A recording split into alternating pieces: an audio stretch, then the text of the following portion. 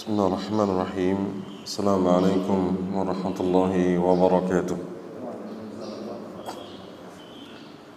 Alhamdulillahi wa kafa.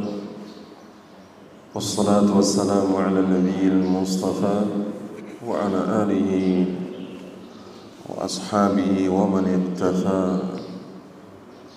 Wa ba'du. Ikhwatal iman, hadirin hadirat jamaah salat subuh yang saya muliakan, demikian pula segenap pemirsa Azam TV dimanapun anda berada. Alhamdulillah, segenap puji hanya milik Allah yang kita kembali dimudahkan untuk bertalabul ilmi, duduk dalam majlis ilmu dalam rangka untuk tafakuh fiddin, yang hal itu menjadi bekal kita menuju Allah Subhanahu wa taala. Maka marilah kita lanjutkan apa yang telah kita kaji pada pembahasan ahadisul akhlak. Jadi kumpulan himpunan hadis-hadis yang berbicara tentang masalah akhlak, dan kita masih membicarakan tentang iyadatul marid, menjenguk orang sakit, itu khususnya bagian adab-adabnya. Di kesempatan kita yang berbahagia ini, termasuk di antara adab yang dijelaskan, ditunjukkan dalam sunnah Nabi sallallahu alaihi wasallam adalah yuhsinu inda iyadatil marid tadhkirahu bima fil amrad min takfir wa idkhalil fa'li tayyib alihi bidunubi syifa. Termasuk di antara hal yang baik ketika menjenguk orang sakit adalah si penjenguk itu mengingatkan bahwa dalam sakitnya di sana ada takfir dzunub, ada penggugur dosa. Sakit itu bisa menghapuskan kesalahan, menghapuskan dosa. Ya, maksudnya dosa-dosa kecil. Ya. Demikian pula termasuk hal yang baik saat menjenguk orang sakit adalah bagaimana para penjenguk itu berupaya untuk memberikan motivasi, dorongan atau sikap keoptimisan yang baik, ya, bahwa kesembuhan itu dekat. Ya. Jadi jangan kemudian diperparah dengan ucapan-ucapan kita, komentar-komentar kita ya terhadapnya. Misalkan ketika ditanya, ini gimana sakitnya, perkembangan demikian, lalu kita jawab dengan apa? Kita komentari dengan kayak gini parah, sulit sembuhnya. Ya, tambah parah akhirnya. Ya, bisa jadi kita pulang langsung ya wassalam gitu. Tapi hendaknya apa? Idkhalul fa'li tayyib.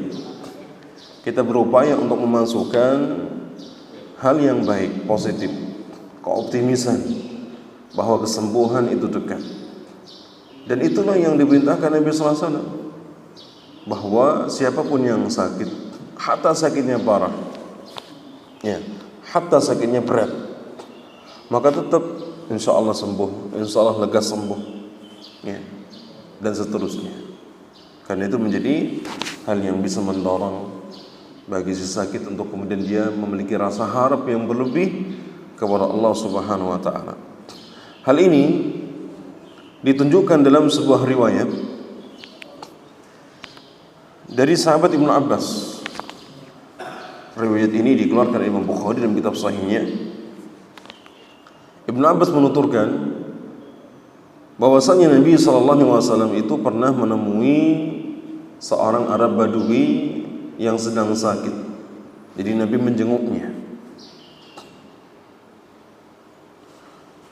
Kemudian Ibnu Abbas mengatakan, wa kana Nabi sallallahu alaihi wasallam idza dakhala ala maridin ya'uduhu qala la ba'sa tuhurun insyaallah. Kebiasaan Nabi sallallahu alaihi wasallam Kebiasaan Nabi SAW ketika menjenguk orang sakit, berada di sisi orang yang sakit itu, mesti Nabi SAW itu mengucapkan kalimat doa. Doa ini mengandung tadi bahwasanya ketika seorang berihtisab dalam sakitnya, dia mengharapkan ganjaran pada sakitnya, maka hal itu bisa menjadi sebab penghapus dosa, penggugur kesalahan. Maka Nabi mengatakan la ba'sa tahurun insyaallah. Tidak mengapa, insyaallah sakitmu ini akan bisa menjadi penghapus dosa. Itu kebiasaan Nabi SAW. Siapapun yang dijenguk, tak terkecuali pada orang Badui ini. Kita tahu orang Badui itu orang Arab yang tidak tinggal di desa wala di perkotaan. Nomaden, berpindah-pindah, tinggalnya di padang pasir. Jadi tidak pernah jamaah bersama Nabi, ikut safar bersama Nabi misalkan, tidak. Dia nomaden, pindah-pindah, hidup dengan hidupnya sendiri. Dia bawa peralatan rumahnya misalkan, dia bawa binatang peliharaannya, mencari tempat mana yang kemudian di sana dipandang ada stok makanan untuk binatang peliharaannya, binatang ternaknya. Itu Arab Badui. Namun di sana Nabi SAW, suatu hari Nabi SAW ini dikabarkan bahwasanya ada orang Badui yang sedang sakit. Maka Nabi pun menjenguknya. Di sini kita bisa mengambil pelajaran bahwa Nabi SAW itu sosok yang sangat peduli. Sosok yang sangat peduli terhadap orang lain. Bahkan kepada rakyat kecil, katakanlah. Rakyat kecil, sudah tua, tidak tinggal di desa, tidak pula di kota, tidak pernah terlihat. Namun ketika dikasih tahu di sana ada orang Badui yang sakit, Nabi jenguk. Maka ini menunjukkan perhatian Nabi kepada umat, sangat peduli kepada umatnya. Kemudian ketika Nabi SAW mengucapkan doa kepada orang Badui tersebut dengan mengatakan la ba'sa tuhur insyaallah, ternyata orang Badui tersebut enggak terima. Faqala lahu, orang Badui tersebut mengatakan la ba'sa tuhur insyaallah, sakit yang aku derita ini sesuatu yang tidak mengapa. Maksudnya demikian. Engkau mengatakan tidak mengapa, insyaallah ini bagi pengurus dosa. Qala qultu tahurun kallah. Kata orang Badui tersebut pun mengatakan ini penghapus dosa. Sekali-kali tidak. Menolak orang Badui ini. Bal hiya humma tafuru atau tathuru ala syaikhin kabirin tuziruhul kubur. Sekali-kali tidak, bahkan penyakit yang saya derita ini berupa humma itu berarti panas. Ini panas yang bergejolak, yang menimpa orang tua lanjut usia, yang bisa mengantarkannya ke alam kubur. Artinya sakitnya apa? Berat, parah. Kok engkau mendoakan aku la ba'sa gitu? Seakan-akan orang Badui tersebut dia tidak menganggap doa itu bermanfaat baginya. Padahal Nabi SAW menekankan, engkau sakit lalu engkau bersabar, engkau menerima takdirmu, engkau berihtisab dengan sakitmu ini, dengan deritamu ini, maka hal itu akan bisa menjadi penghapus dosa tanpa engkau perlu diazab di akhirat kelak.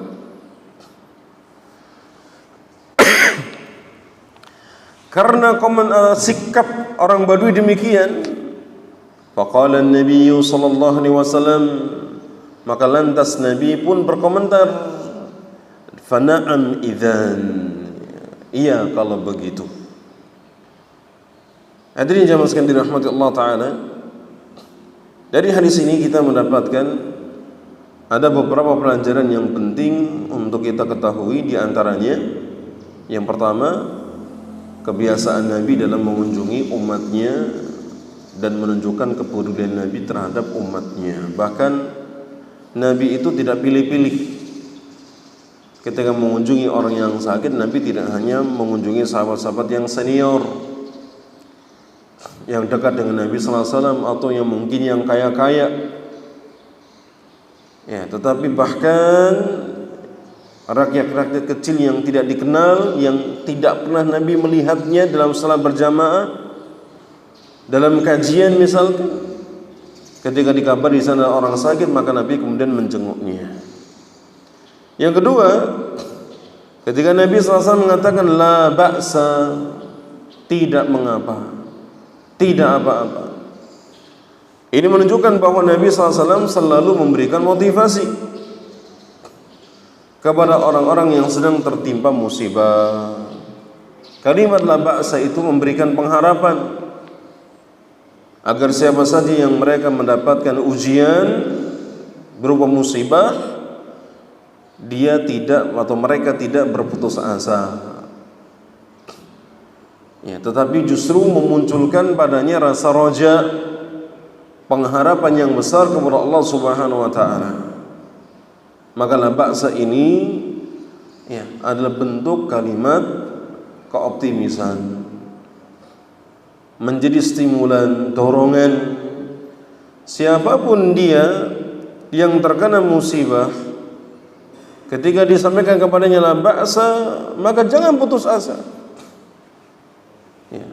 Mungkin ada sebagian orang ketika dia sakitnya berat, lalu datang orang kepadanya mengatakan la ba'sa, mungkin dia nggak tahu maknanya, akhirnya dia kok nggak apa-apa, aku sakit sebulan kan gitu. Saya sakit sudah lama kok la ba'sa gitu. Padahal kalimat la ba'sa di sini adalah bentuk kalimat motivasi, dorongan, menumbuhkan keoptimisan bahwa hal itu menjadi baik baginya. Ya. Apalagi banyak keutamaan. Orang kalau sakit dia ridha, dia berihtisab, maka banyak keutamaan yang ia dapatkan.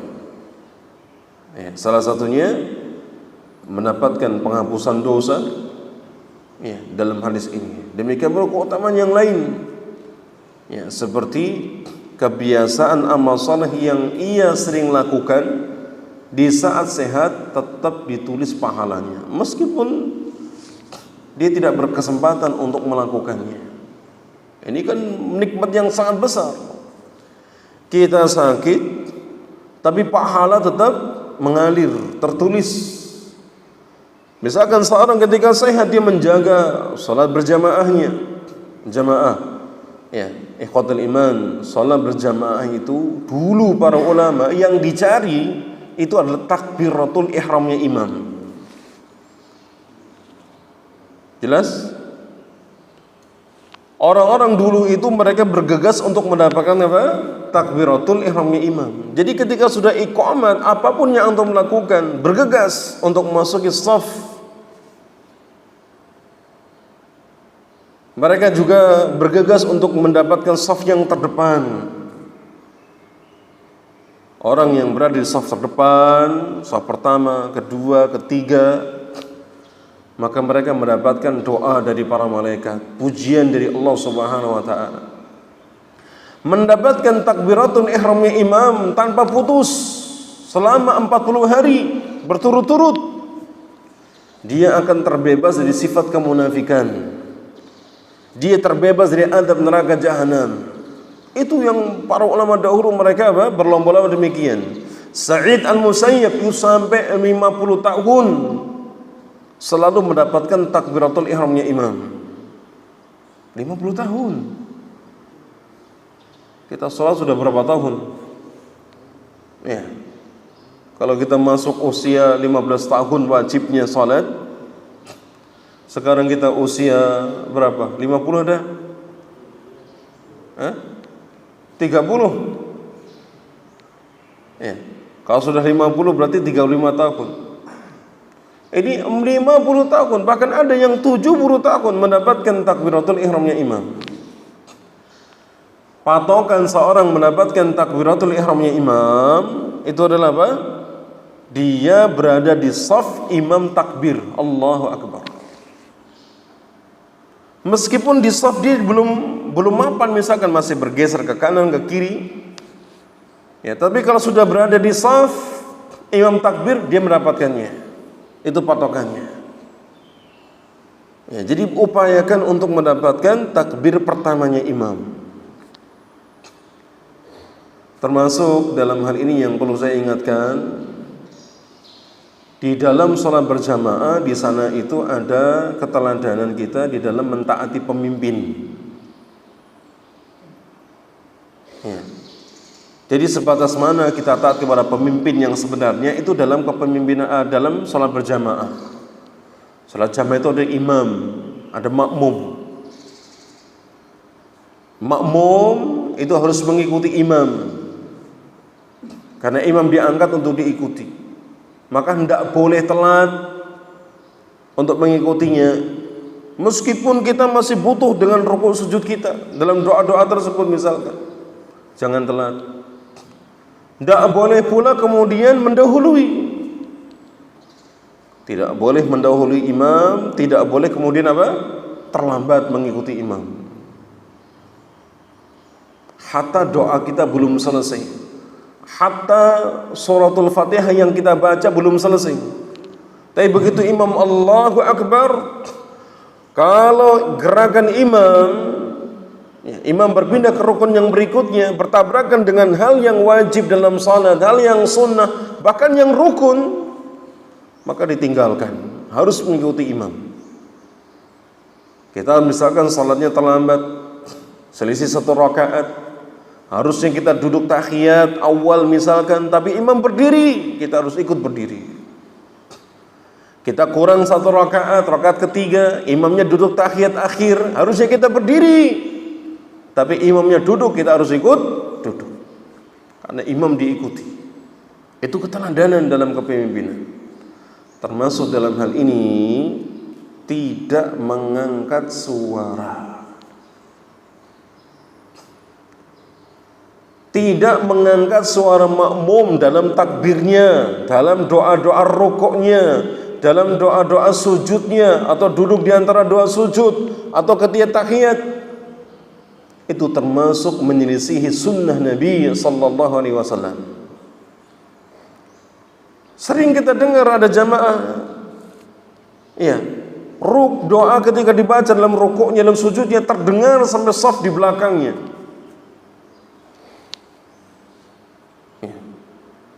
Seakan-akan Allah itu tuli, tidak mendengar daripada doa-doanya. Allah itu maha mendengar.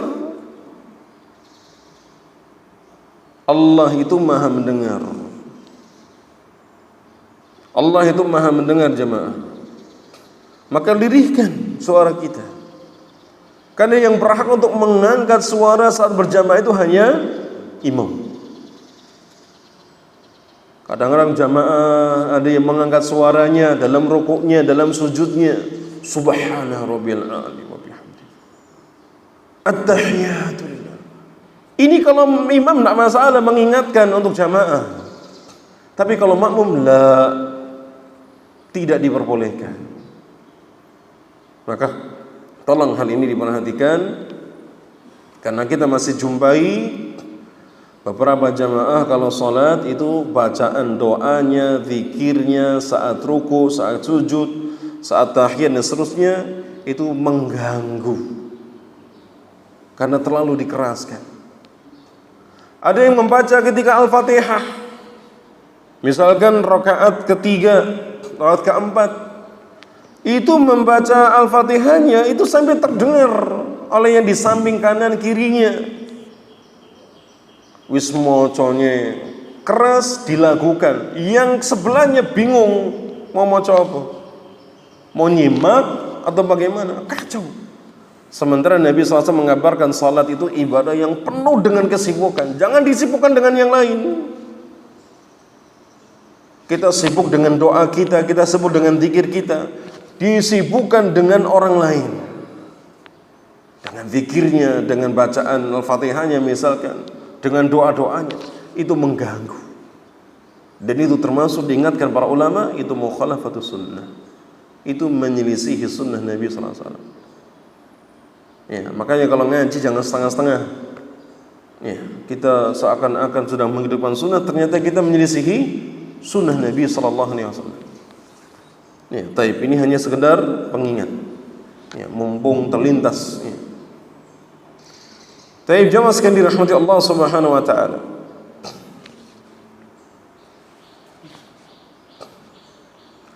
Pelajaran yang ketiga pada doa kalimat la ba'sa tahurun insyaallah. Kita lihat pada kalimat tahur. Kalimat tahur ini Al-Hafidz Ibnu Hajar Asqalani dalam kitabnya Fathul Bari itu menjelaskan kalimat tahur artinya adalah mudah-mudahan ya, penyakit itu, ujianmu itu, musibahmu itu membersihkan dosa-dosamu. Ya, ketika engkau sabar, engkau berihtisab ya, dalam sakitmu ini, maka hal itu bisa membersihkan dosa-dosamu. Sementara ulama yang lainnya mengatakan seperti Al-Mula Ali Al-Qari dalam kitabnya Al-Mirqa Al-Mafatih menyebutkan tahur dalam doa ini artinya adalah tidak ada merasa berat dan capek dengan sakit ini. Karena apa? Karena akan menjadi penghapus dosa. Ya. Nabi SAW menyebutkan bahwa azab di dunia itu masih lebih ringan dibandingkan dengan azab di akhirat. Kenapa? Karena ujian, siksaan di dunia itu sesaat. Ujiannya sesaat, tidak berterus-terus. Antum perhatikan orang sakit misalkan sakit tipes. Itu kalau habis subuh bergas. Kan gitu. Seger, kuat sampai luhur, nanti menjelang asar gigil sampai malam. Sesaat. Ya, orang sakit pun juga demikian yang lainnya. Maka karena azab dunia itu masih jauh lebih ringan. Maka ketika seorang dia merasa berat, merasa capek, kemudian dibandingkan dengan dosa-dosa, azab dosa yang nanti di akhirat, itu masih jauh lebih ringan. Sehingga kalimat tahur di sini artinya engkau tidak merasa berat dan capek dengan sakitmu, meskipun hakikatnya berat, susah, parah. Tapi karena gambarannya itu sebagai penghapus dosa, itu masih lebih ringan.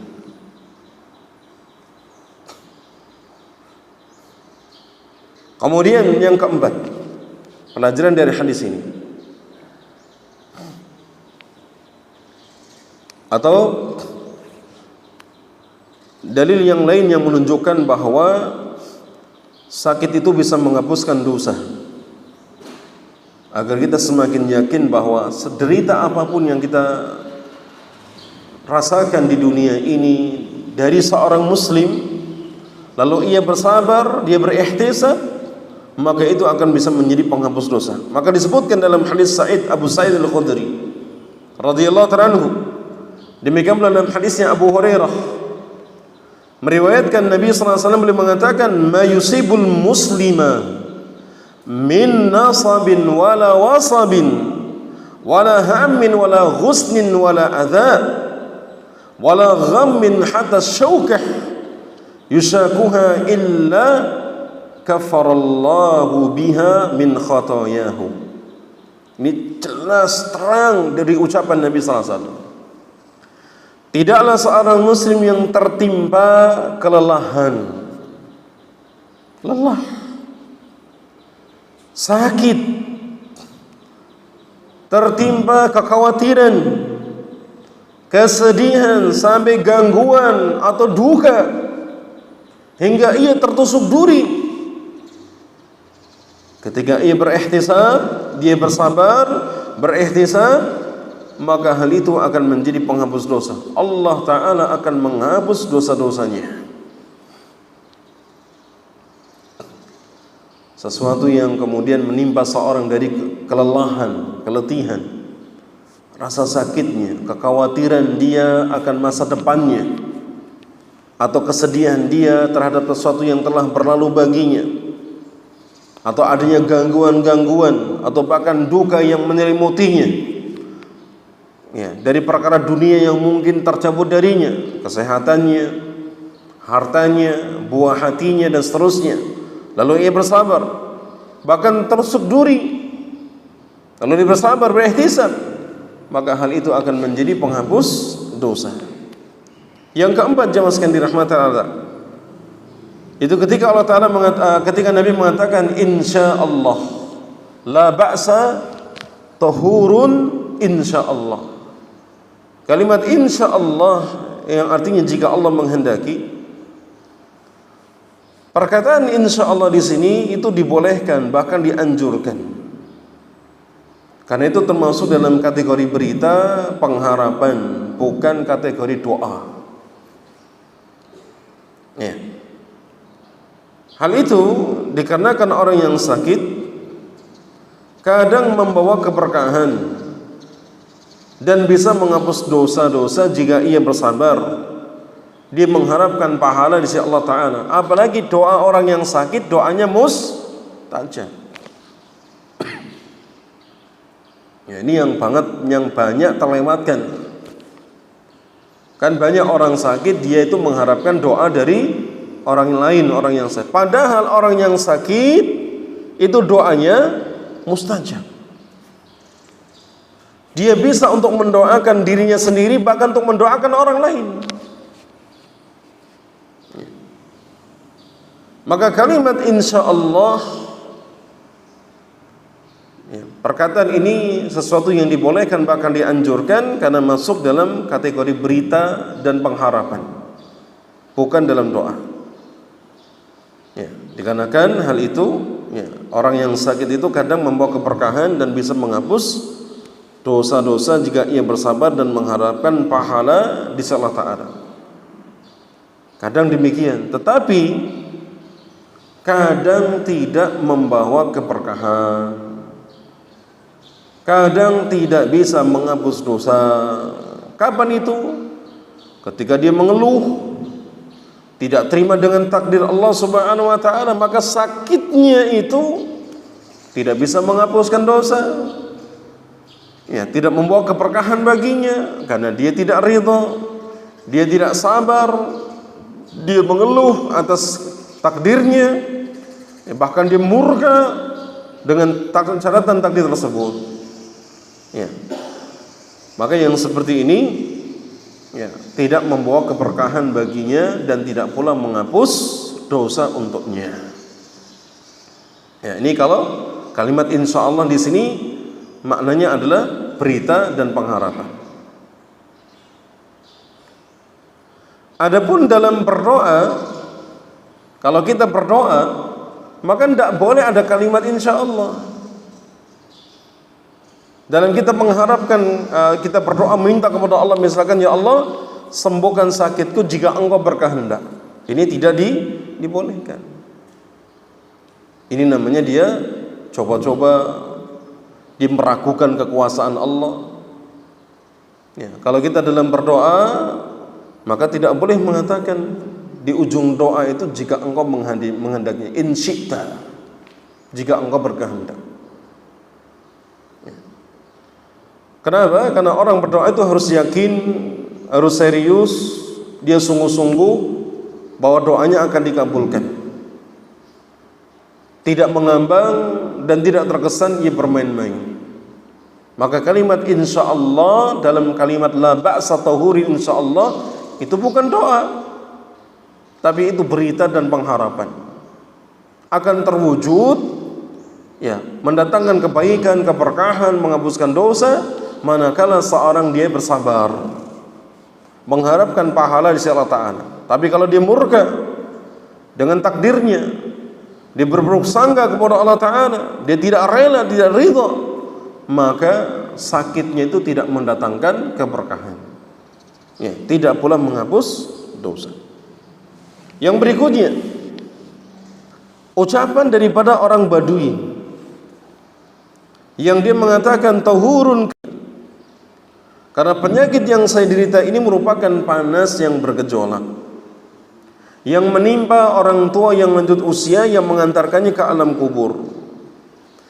Orang Badui ini dalam ungkapannya adalah bentuk pengungkapan dia tidak sabar dalam menghadapi ujian sakit. Sakit itu tidak ada yang enak. Ya. Nggak ada orang yang sakit kok kemudian dia merasa enak, itu nggak ada. Sakit itu ya penuh dengan kepayahan, penuh dengan derita, kesulitan, rasa berat, dan seterusnya. Itu sakit. Ketika orang Badui tersebut dia mengeluh, dia mengatakan kalla ya, bal hiya humma tafuru atathuru ala syekhin kabir tuziru kubur. Maka ini adalah bentuk sikap mengeluh dan berputus asa. Karena sampai dia mengatakan ini bisa mengantarkan kepada kematian. Seakan-akan sakit itu tidak sembuh. Dia tidak ada bentuk pengharapan kepada Allah Subhanahu wa taala, tidak ingin sembuh. Padahal Nabi sallallahu alaihi wasallam dalam doa awalnya mengatakan la ba'sa tuhur, insyaallah. Tidak mengapa, semoga ini bisa menghapuskan dosa. Bisa jadi ini akan bisa Allah sembuhkan engkau ya dengan sakitmu ini. Maka jamaah sekalian dirahmati Allah taala, kita dapat sikap orang Badui ketika Rasulullah SAW itu memberikan pengharapan agar sakitnya cepat sembuh, terasa ringan, bisa menghapuskan dosa-dosa ketika ia bersabar, mengharapkan pahala. Orang Badui tersebut tidak mau terima. Bahkan sebaliknya dia semakin mengeluh dan membayangkan penyakitnya sangat berat dan bisa mengantarkan ke alam kubur. Ini kan bentuk yang luar biasa ya,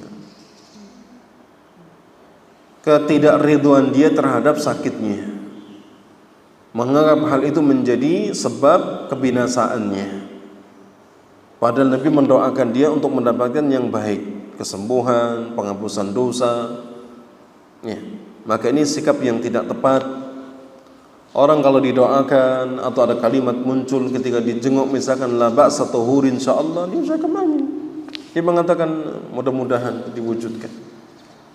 Di situ dia diajarkan untuk apa? Bersabar, berharap pahala di sisi Allah taala, bukan malah kemudian berburuk sangka kepada Allah. Seakan-akan Allah tidak akan mengangkat penyakitnya. Seakan-akan penyakitnya tidak akan sembuh. Yang terakhir, yang keenam, ketika Nabi SAW mendapati orang Badui tersebut dia mengeluh ya, dia kemudian berburuk sangka kepada Allah Subhanahu wa taala, membayangkan penyakitnya itu sangat berat, bahkan bisa mengantarkannya kemudian kepada kematian ya. Maka Nabi pun mengiyakan, na'am fa idzan, fa na'am idzan, iya kalau begitu. Jawaban Nabi SAW terhadap orang Badui ini yang dia tidak terima dengan pernyataan dan motivasi Nabi SAW,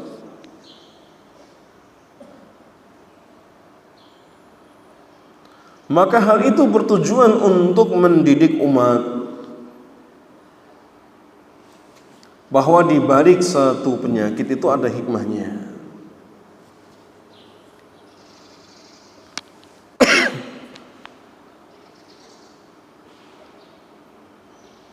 Ya, ketika orang Badui tersebut dia tidak terima, maka Nabi mengiyakan, fana'am idzan, iya kalau begitu. Ini adalah jawaban Rasulullah SAW.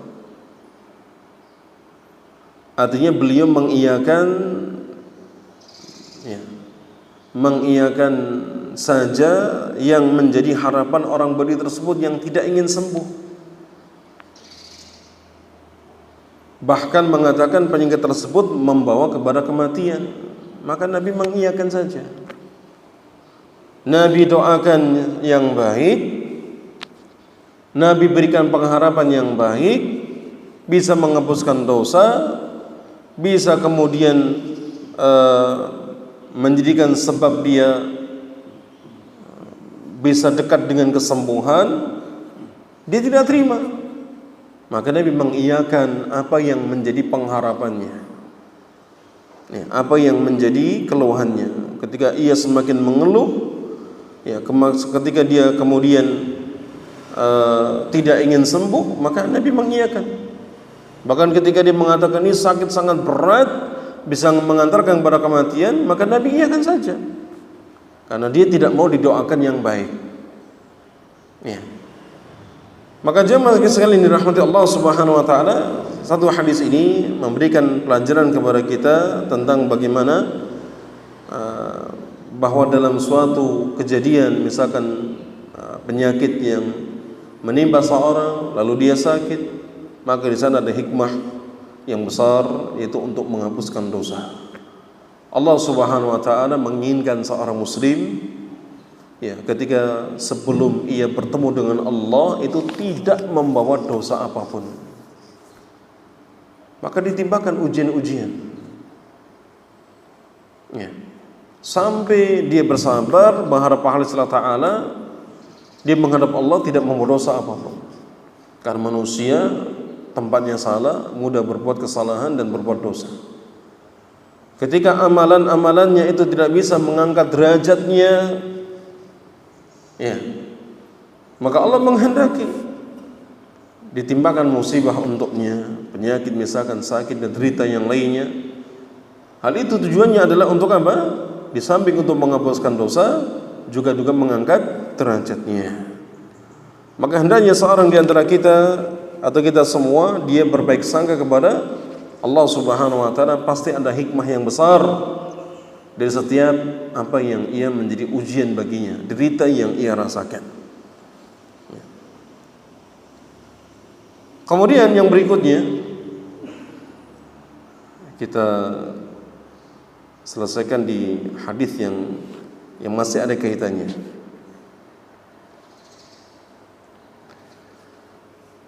Ada seorang yang bernama Abul Ash'ath As-San'ani.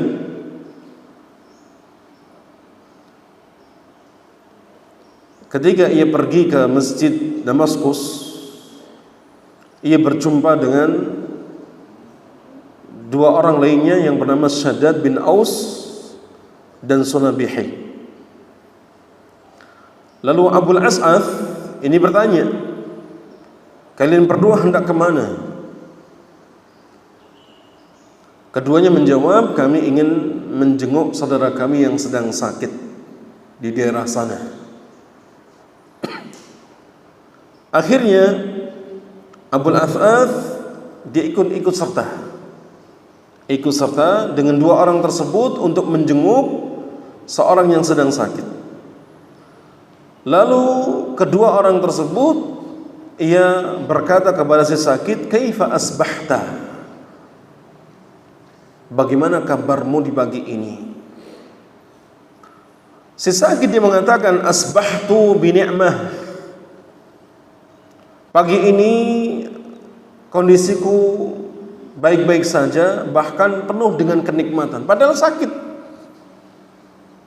Tapi dia memuji Allah Subhanahu wa taala, lalu dia mengatakan, saya banyak kenikmatan. Dengan sakit ini aku tetap dituliskan pahala-pahala dari amal-amal yang dilakukan ketika masa sehat. Ya. Dia dimudahkan untuk bersabar. Ya. Dia dimudahkan pula untuk hal-hal yang lainnya, termasuk bisa jadi menjadi penyebab penghapusan dosa. Maka dia mengatakan, asbahtu bi ni'mah. Pagi ini aku berada dalam penuh kenikmatan. Faqala lahu Shaddad, maka dua orang tadi, salah satunya bernama Shaddad, dia berkata, abshir bi kafarati sayyiati wa hatil khataya. Bergembiralah engkau dengan adanya penghapusan dosa dan kesalahan. Sungguh aku mendengar Rasulullah SAW itu bersabda. Berarti Shaddad ini adalah seorang sahabat Nabi SAW, Shaddad bin Aus. Ya. Sahabat ini mendengar Rasulullah SAW beliau bersabda, Inna Allah Azza wa Jalla yaqul, sesungguhnya Allah Ta'ala itu berfirman. Ini hadits qudsi. Shaddad bin Aus dia mendengar sebuah sabda Nabi SAW, dan ternyata hadis itu adalah hadis qudsi. Allah Ta'ala berfirman, inni idza batalaitu 'abdan min ibadi mu'minan, sungguh apabila aku menguji hambaku yang mukmin, fahamidani ala mabtalaituhu, lalu dia memujiku, ya, padahal aku berikan ujian kepadanya tapi dia memujiku, fa innahu yaqumu min madja'ihi dzalika ka yaumi waladathu ummuhu min al-khataya, maka sungguh dia bangun dari tempat tidurnya itu seperti dia lahir, atau seperti dia di hari lahirnya atau di hari ibu melahirkannya, itu bersih dari dosa, seperti ia baru lahir dari perut ibunya, seperti ibunya baru saja melahirkannya, dibersih dari dosa. Wa yaqulu Rabbu azza wa jalla, demikian pula Allah Ta'ala berfirman, ana qayyadtu 'abdi wa batalaituhu fa ajru lahu kama kuntum tujruna lahu wa huwa sahih. Rawahu Ahmad. Lantas Allah Ta'ala berfirman kepada para malaikatnya, sungguh aku telah mengikat hambaku ini, lantas aku menjadikan dia, aku menimpakan ujian kepadanya, kok dia bersabar, bahkan dia memuji aku. Apa kata Allah Ta'ala? Fa'ajru lahu, maka tuliskan pahala untuknya. Kama kuntum, sebagaimana kalian wahai para malaikat, tujruna lahu wa huwa sahih, engkau menuliskan pahala bagi hamba tersebut ketika dia masih sehat. Ya. Jadi keutamaan luar biasa yang tidak didapati pada orang yang sehat, tapi hanya dijumpai bagi orang yang sakit, tak kala dia sabar, dia ridha, bahkan mengharapkan ganjaran di sisi Allah Subhanahu wa Ta'ala. Yang terakhir dari hadis ini, ya, dari Jabir bin Abdullah radhiyallahu anhu, Rasulullah sallallahu alaihi wasallam bersabda, "Ma min muslimin wala muslimatin wala mu'minin wala mu'minatin yamradu maradan illa hatallahu anhu min khatayahu." Rawahu Ahmad. Ya, ini hadis penutup ya. Ya, dari tema tadi terkait dengan bahwasanya dosa, penyakit itu atau sakit itu bisa menghapuskan dosa. Ya. Maka Nabi SAW dalam hadis Jabir, beliau mengatakan, tidaklah seorang muslim laki perempuan, demikian pula orang mukmin laki dan perempuan, lalu dia sakit, kecuali hal itu, ya, Allah Ta'ala akan menghapuskan kesalahan-kesalahannya. Maka hendaknya yang seperti ini diingat oleh kita tak kala kita sakit, tak kala kita mendapatkan kelelahan, keletihan, kegusaran, kekhawatiran, kesedihan, bahkan dusu yang tertusuk atau duri yang menusuk. Ya, kita jalan kok nyandung gitu ya, sabar, berikhtisab. Ya. Apapun yang kita derita, kalau kita bersabar, kita mengharapkan ganjar di Allah Ta'ala, maka hal itu bisa menjadi penghapus dosa. Ini kesempatan yang langka, ya, untuk kita bisa mendapatkan hal-hal yang sempurna, yang baik ini. Kita berhenti di poin ini, dan waktu dan kesempatan kita sambung kembali, masih terkait dengan adab-adab menjenguk orang sakit. Aku qouli hadza wa sallallahu ala nabiyyina Muhammadin wa ala alihi washabihi ajma'in, wa akhir da'wana alhamdulillahi rabbil alamin. Wassalamualaikum warahmatullahi wabarakatuh.